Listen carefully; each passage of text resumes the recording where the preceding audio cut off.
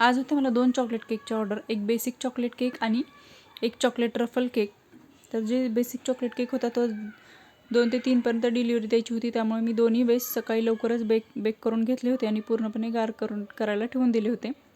आणि गार होईपर्यंत मग मी क्रीम वगैरे बीट करून घेतली आणि क्रीममध्ये थोडासा चॉकलेट कलर ॲड केला, जेणेकरून थोडासा ब्राउनिश कलर येईल, कारण की डिझाईन तशीच बनवायची होती. आणि केक वगैरे पूर्ण गार झाल्यानंतर मग त्याचे लेयर्स कट करून घेतले आणि नंतर केक आयसिंग करायला घेतला. तर केक बोर्डवर थोडीशी क्रीम लावून मी पहिला लेअर ठेवला आणि त्यानंतर त्यावरती शुगर सिरपनी सोप वगैरे केलं आणि क्रीम वगैरे लावून घेतली आणि लगेचच वरती भरपूर असं चॉकलेट गनाश ॲड केलं आणि त्यावरती दुसरा लेअर ठेवला. असंच ही प्रोसेस मी तिन्ही लेअर मी ठेवून घेतले आणि पूर्ण हे झाल्यानंतर केक क्रम कोट करून अर्धा तास फ्रीजमध्ये सेट करायला ठेवून दिला आणि नंतर फायनल फिनिशिंगला घेतला.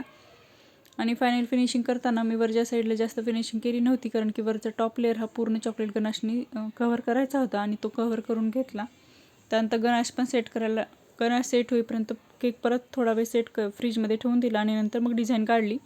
तर हा होता केकचा फायनल लुक. आणि त्यानंतर लगेचच मी चॉकलेट ट्रफल केक पण बनवून घेतला. तर कस्टमरला त्या केक खूप आवडला होता. तुम्हाला कसा वाटला ते मला कमेंटमध्ये नक्की कळवा. आणि नंतर केकची वगैरे डिलिव्हरी दिली आणि संध्याकाळच्या वेळेला पुलाव करण्यासाठी मी इथं भात वगैरे रेडी केला, सगळ्या भाज्या वगैरे कट करून घेतल्या, पण सिलेंडर संपला त्यामुळे खूप मोठी फजिती झाली. जेवण करायला खूप लेट झाला. तर भेटूया नेक्स्ट ब्लॉगमध्ये, तोपर्यंत बाय.